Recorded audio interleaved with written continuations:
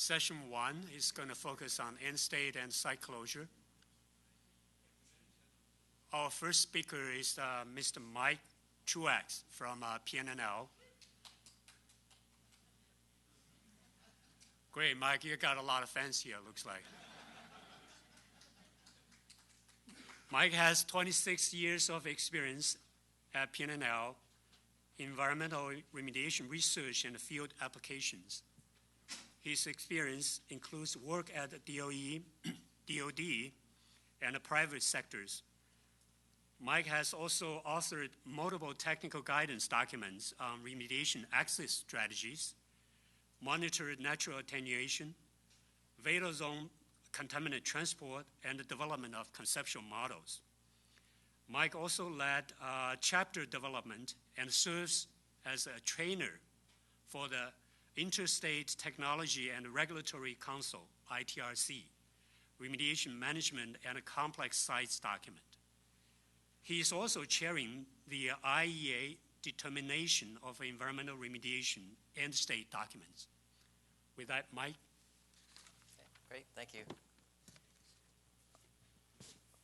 Thanks, Ming. So I want to talk a little bit about some of the context around developing exit strategies and end states and some of the sort of recent publications that have come out that I think are helpful to the community in articulating why we need to think in this way. I'll give you some examples of some exit strategies that we've been working on and that and importantly how we've been taking the next step of developing a guidance related to exit strategies, but then how do we apply that at a site? So I think that's an important transition to talk about. I'll talk just briefly about monitoring considerations because those are so intimately entwined with exit strategies and end states, and so I don't want to neglect it. I'm not going to spend a lot of time because it's a presentation into itself, but I think it's important. And then I'll end with some work that we're just in the process of with the IAEA in developing an end state document that I think might be of interest to folks here. So with that, in terms of context, you know, we've always known that remediation is challenging, but I think recently there have been these documents that try and articulate that in a way that says, hey, we have to think about these and how we make our decisions. And so in 2013, the National Research Council put out their document talking about the challenges at the nation's sites. And then recently, this ITRC document on remediation management of complex sites has come out. Again, I think importantly, noting that we have challenges, but then pointing to how we might address those. And I think end states and exit strategies are a component of that. A lot of these documents that have come out recently talk about the process of remediation. And so back in 2012, there was a document talking about monitoring. And I think importantly on this bottom part here, it talked a lot about this idea that remediation evolves with time, right? And so as we remediate, we learn new things, and we have to respond to that in how we monitor and how we make decisions. So I think that was a kind of a good articulation of that process. And then the ITRC document talks about this idea of adaptive management. And so how do we, if we have a site that's challenging and we can't say, oh, here's the one thing I'm going to do and I'm going to be done with it after I do this one thing. If I can't apply that sort of process, how do I adapt? And of course, that's closely linked to how you set objectives, both those interim objectives as you go along the way, but it really is also very importantly focused on a final objective. So it is related to this end state because you have to have that in mind as you pick those steps along the way. So I think that's important. And in fact, adaptive management, recently the EPA Superfund Task Force has really emphasized this idea of adaptive management. But I think if you look at, again, some of their publications, they really say, well, you still have to have that target in mind. And so that's where I think talking about challenges is good. Talking about ways like adaptive management to address that is good, but you always have to think about the exit strategy or the end state as your ultimate target. So that's kind of where we're going to lead to. And this is just sort of a blow-up of the ITRC flow chart here. And again, it talks about these adaptive approaches when there are site complexities and this need for a stepwise approach, gaining information along the way, but it's really has to have these targets in mind so you have a path to closure. And we know that that's an emphasis and that we need to pay attention to that. So how do we go about that process?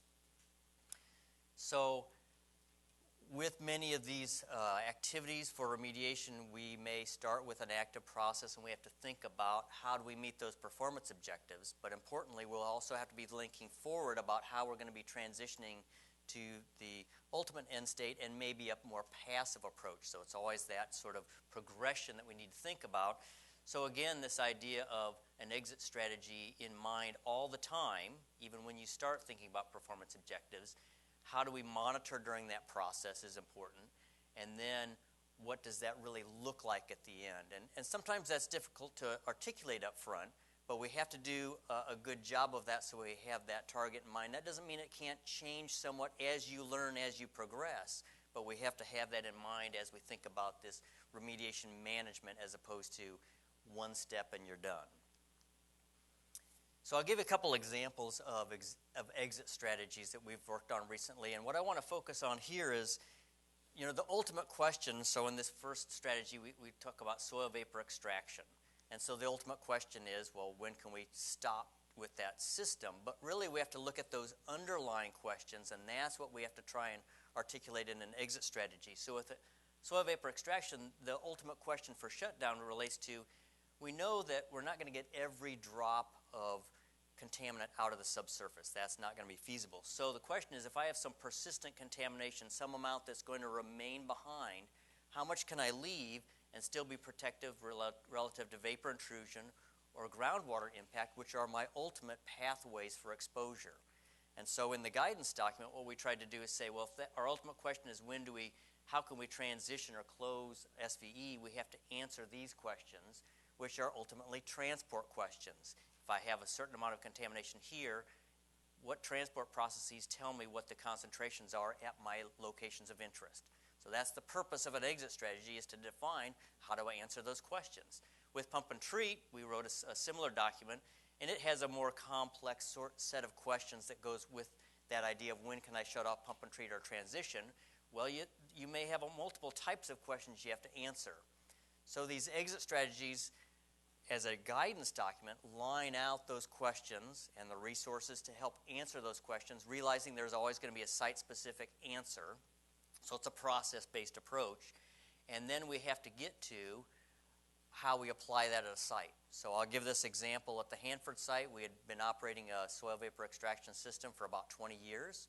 We kept getting mass out. Every time we turned on the system, we were operating in a cyclic manner. So the question was, how much can we leave and still be protective? Well, the site went through and looked at this document, and then they developed their own flow chart of the type of information they were going to collect at that site and make sure they had a good CSM, looking at their regulatory requirements carefully to make sure that we had those in mind and how to answer those, and then went through with the testing to show whether or not we had a situation that said we can go ahead and close. So that translation written in these DOE documents was how we took this guidance document and applied it. And I think as a community, we have to think about, one, when we write those guidance documents, that we have that path to application. Similarly, with pump and treat, we have a document that we wrote about that, and it talks about these questions that you're ultimately going to be asking yourself when you get to the point of closure. We're not ready for that yet at Hanford. We just embarked on that 5 years ago. We have a horizon that we still have to do active treatment in our pump and treat system. But along the way, we know we're going to have questions in 20 years or 25 years that we're going to have to answer. So we went through and we said, well, as we go along, we linked our monitoring to those types of data we're going to have in the future. And we linked those to decision statements that relate to our data quality objectives as we go for both performance and for closure. We know we're going to have to calculate certain things about how that plume's responding. We're going to have to compare that to predictions. We're going to have to articulate what we found so we can report that to our regulators and internally to folks that have to make the decisions. And then we have to use that information to optimize. So ultimately, we had to set up our performance monitoring plan with that exit strategy in mind. And so that's another use of these guidance documents, is how do you manage remediation along the way. So those are a couple of examples as we talk about exit strategies. And up front I said, well, and as we just saw, monitoring is an important component of that. That's our feedback. That's what supports our decisions. And so this really grew out of this idea from the the earlier 2012 document on this idea that monitoring has to evolve over time, but that I think the challenge for us now is looking at, so this is just a diagram that shows different types of monitoring that you might do at a Veda zone site. Everything from remote monitoring to surface-based geophysics to cross-hole geophysics to different types of things you can do in a borehole. And so there's all those pieces out there, but the real key is, well, how do we put those together in a systems approach that feeds the types of questions we have to answer? And so we've been working on, well, how do we make companion ways for us to think about monitoring that are companions to exit strategies and end states, because that's ultimately monitoring is ultimately the way we're going to feed those decisions. So I think it's an important aspect. Again, I'm not going to talk a lot about this today because that's another presentation on its own, but I think it's something we always have to keep in mind. What is that information base that feeds our decisions? So I'm going to move on now to sort of the last part of my presentation to talk about current activities we have with the IAEA. And a couple of years ago, their member states came to the IAEA and they said, look, we've got all different kinds of sites with radiological contamination, and we really have a problem here in trying to articulate what's the end state of those sites going to be, because that will be used ultimately to help us define what activities we're going to take at those sites. So that was the charter that the IAEA was given. And so their response was this determination of environmental remediation end states document, which I'll use the acronym DERES to identify. And so this is intended as a resource and a guide for determining end states for environmental remediation. And I'll talk a little bit more about the scope of that later. But the intended audience for this document is really sort of everybody that's involved. So it's not a document that says here's specific technologies and a specific plan. It's that first step of thinking about how do I talk with all the site decision makers and the stakeholders about where I want to be and what processes might get me there, so you can balance what's the best option to embark upon. So that's the level of document we're talking about. So it's truly a high-level end state document. And so the scope of this is, because it's related to decisions, it's a process document, right? We don't know the site-specific information, so we're going to talk about what process do you use to determine an end state. And in this, it's really focused on environmental remediation, but of course, as part of that, you may have facilities that are associated with that. So in that way, it links to decommissioning sorts of activities. And it is focused a lot on reduction or mitigation of radiological risk, but because these sites typically have mixed contamination, it also has to deal with the fact that there may be other factors that have to come into play other than just radiological risks. And then really we're talking about an end state, but that is very intimately linked with this idea of the intended future use. And that's a key element of, as we talk about the end state, what is your future use, how does that relate to how you want this site to be used, but then what are the relative options in terms of balancing the risks and what you might leave at a site versus how you're going to change a site to reach an end state. So this idea of intended future use is sort of a big element of what we put into this document. It may be relevant at some decommissioning sites, although many of those sites have decommissioning plans already in place that define that process. And it may be useful at naturally occurring radiological material sites, although that's not the main focus of the document. And like I said up front, it's really at this high level, this process of decision making. It's not for specific technologies or specific plans, but again, it's that first thing you have to do to establish the target so you know how those processes should be designed in order to reach that target. So that's the scope of the document. So I'll just kind of walk through the current content, and this is a document in process, so I'll be able to tell you what we're aiming for the content, but we have a broad group of people that are working on this right now. But one of the things we wanted to start out with the definition of terms, because the main point of this document is to aid in communication, right? So let's have some terms on the table so we know how we can talk with everybody that might be involved in that decision, stakeholders to site regulators to site owners. It focuses on a flow chart because, again, it's a process-based document that talks about the types of decisions that are important. We need to link to resources, though. How do you make those decisions? So what are your resources to make those decisions? And then how do you involve stakeholders along the way? So again, because this is a process document, we need to talk about that. It does talk a lot about the idea of optimization approaches, where while we understand that we may have some strict requirements that need to be met, there's always this balance of risk within meeting those requirements. So it talks about optimization and how you might articulate the different options for end states so you can do a cost and benefit analysis and look at a balance of risk. Many times these sites have many different types of aspects that are all risks. So how do you blend those in terms of determining the best overall approach for that end state? The document also talks about uncertainties, and it talks about those in terms of how you make decisions. So it's there's many different aspects to uncertainties, but clearly when you make decisions, you may have limited information, and you may make those based on predicted performance of remedies. And so when you're talking with a group of decision makers and stakeholders, you need to clearly say, well, we know we have these uncertainties. We have to make certain decisions to take a step forward. And we know we have some uncertainties with that step forward, but we have to get started. And so here's how we're going to do that. So the document does talk about the potential for interim states or adaptive state steps if you can't fully articulate what that outcome might look like at the onset. So it's kind of compatible in a way with the ITRC document in that aspect. We talk a lot about the whole life cycle, and that's important when you talk about an end state, because certain end states have a different administrative or monitoring burden than another one might have for a long term, and you need to think about that in conjunction with the short-term aspects of a site. So we bring out that. And then importantly, we talk about how do you document this end state plan, because this is the first step, and you need to document it because then it will tier down to development of those specific remediation plans or decommissioning plans associated with it. And we know it's going to have to be living over time, so you need to make sure you document this, because 10 or 20 years from now, the same people may not be there anymore, so we need to think about how we document for the future implementers. So that's some of the content. So basically that's an outline of the document content. So I'm just going to talk about a couple of the key elements of it, and then I'll talk through the flow chart a bit. So one thing to note is within the IAEA, they identify emergency, existing, and planned exposure situations.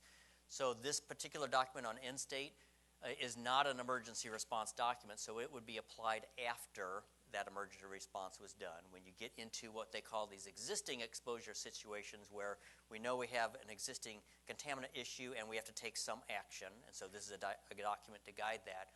It does not necessarily apply to a planned exposure system situation, because that may already have a decommissioning plan in place, but it could relate to that, because you may have a site where you have a facility that has a plan, but the overall site may not have that same decommissioning plan. So again, that's how we relate to these situations, but this is the primary target of the document. And also it's important to note, so the IAEA has a whole portfolio of documents related to radiological sites, and this document needs to be written in conjunction with what those other documents say. So like the principles of radiation protection and risk and exposure limits, we're writing our document to be a companion to all of those. And so as we go forward, those resources and links are within this current PNRA's document.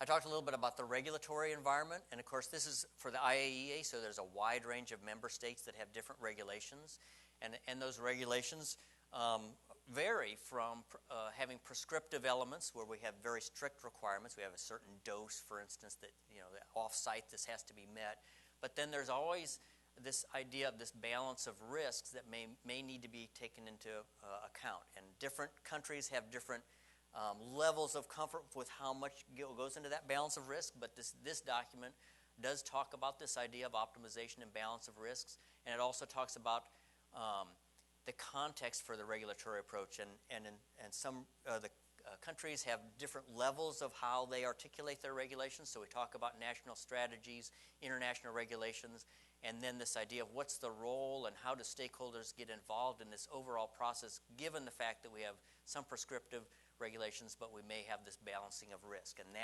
that's this interplay of the regulations and the decision process. So in this document, we try to articulate that with the difficulty of not writing it for just one country. And so there's a little bit of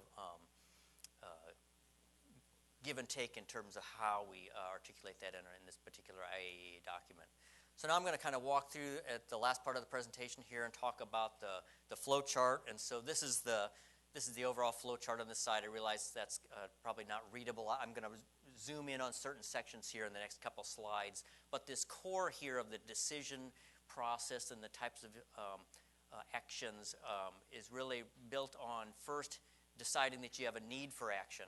So any site may have an identified hazard, but do you have a need for action? It focuses a lot on articulating the conceptual site model, because that's important, because that's your basis for how you then make your decisions. What do you know about a site? How do you make that decision? And then how do you develop and evaluate options? Along the side here are the elements that talk about what factors are important to consider in these decision processes, because remember, this is talking about that decision process and the people that are going to be at the table. It talks about the site-specific information that may need to be collected, and the types of analyses that would need to be done to support that. So that's the core of this IAEA document, is this flow chart. So when we look at the flow chart elements, so this is the first part of it. We clearly talk about this idea of identifying the need for action and when you might initiate that action. And this is important because this document may be used by different member states, and they may have a prioritization sort of approach to this, so they need to decide within the priorities. I might have a site that has a potential need for action, but when does that action take place in relationship to other sites? We talk a lot about the conceptual site model and identifying the challenges that are in place, because that's going to feed the decision process. And so we talk about that, but also importantly the confidence factors for how much information do you need to know about the site, how confident do you need to know what the situation is before you can take steps. And so that's something that's important for sites or for member states, because it depends on what sort of monetary funds do they have available to, how much characterization do you do before you take action is sort of the question there. And that's an important question. That's an important question for the United States. You know, do we need to characterize, how much do we characterize before we take that first step? And then we talk a lot about refining this conceptual model in terms of making sure we articulate what the site issue is relative to how we're going to think about benefits or consequences of actions. You know, what the balance of risks are. And so that's an important element as you go forward to decide what you're going to do and what that end state's going to look like. So that's sort of how we set up the first part of this flow chart. The second part of the flow chart gets into, now we're going to formulate these options in terms of potential end states and relate those to future use. So you may have a desire for your future use, like a UUUE sort of deal where we have a green field, but there are certain options that could fit into that, and those may be quite stringent requirements to get to that point. Well, what are the other options if you have a different future use, if you look at a different way that site might be used, so a brownfield sort of use. We talk a lot about, of those options, how we identify which ones are really sustainable. So that gets into this life cycle discussion. And then, of course, there's a process to evaluate options. And we try and talk about the holistic assessment because, again, it's always this balance of risks. You may have a desire for a certain use, but there's consequences for what it takes to get there. How many tons of earth do you have to move if you really want to get to that? And is that really where you want to be in a balance of risks sort of a scenario? And so this last part then talks about, okay, how do we go through this overall process, realizing we might have to loop back as we talk with our decision makers and stakeholders to finally get to an acceptable end state and approach where then you can move forward. And I cut it off here, but that last part is about the documentation. Then how do you document how you went through that process so everybody knows what your challenges are, how your decision addresses those challenges, and what the requirements are going to be for implementing that end state. That would be then what moves forward into developing the detailed plans to select technologies and do your remediation or decommissioning plan associated with the end state. So that's how we're currently working through this with the IAEA in terms of articulating how to develop end states for, again, this rather broad set of clients, so to speak, their member states. But hopefully that gave you a flavor for the current status of that document. And then at the end of this presentation, because it's available to you afterwards, I did put a number of the references that were used if you want to look those up. And with that, I'd be glad to take any questions.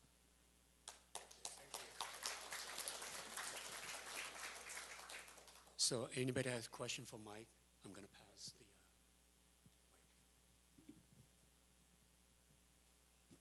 Yeah, Mike, Yes. very nice presentation, actually. This is, I just want to ask you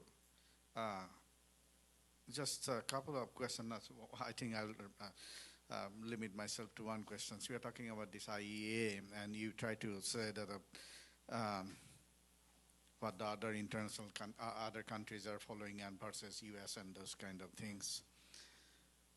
What are the barriers you saw as far as U.S. is concerned? When I talk about the U.S. US's sites, so let me be specific. DOE facilities, okay. DOE themselves are engaged. They themselves are engaged in different treaties, different regulations, different tripartite agreements, and they themselves were part of the whole development of different decisions, like future site usage committee's recommendations for the Hanford sites. Then we have all those treaties and all kinds of things. And they said themselves, along with regulators, EPA, ecology, how to move forward in the past, okay? I mean, we're still looking at it. How do you compare DOE's commitment or U.S. commitments versus the international commitments? Where are the barriers and how these documents will address, or what's your suggestions? Well, I think fundamentally, the process you described, which identifies all the stakeholders and decision makers and the factors that relate to what that end state is and how that relates to how you take those steps in remediation, your actions, is similar to this. I think the challenge is similar to what we have in this document for the other member states, which is how do you balance the risk, make prioritization decisions, and then how do you look at prescriptive versus optimization approaches for your ultimate end states. And each entity, just like the United States, has to think about that in terms of balancing what the best path forward is. And I think the other element in here that's important, especially for the big DOE sites, is this idea of those interim steps or adaptive approaches, recognizing the difficulty in clearly envisioning the full path forward. And I think we have those challenges just like some of these other sites have it. The first part of the IAEA meeting, we had presentations from the member states that talked about their challenges. And in each one of those presentations, I could see elements of the challenges that we have. We've taken some steps forward already, and I think that's been I think that's a good thing to do because we've learned some things, but I think we should reflect on some of these processes and how we think about our path forward, because we've gone through these same things and we still have these decisions to make where we have to make these balancing and prioritization decisions. And I think that to me is the parallel. And this is one way that's being written down, and I think the U.S. and each site will have to think about that in their context.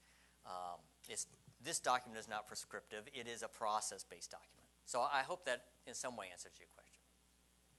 Beth? Beth Moore, Department of Energy. Thank you, Mike. That was an excellent talk. Really appreciate it. Two questions. Have we moved further down the way towards quantifying stakeholder input regarding our options, rather than just holding meetings and listening to what people say? Quantifying their input as probability distributions and then incorporating them in the final decision. I'm interested in your what you've learned about that, not only nationally but also internationally. And I'd also like to ask you about, in including sustainability in this particular process, do you include equal weighting to the triple bottom line of all three elements? Or are we also, are we still respecting EPA's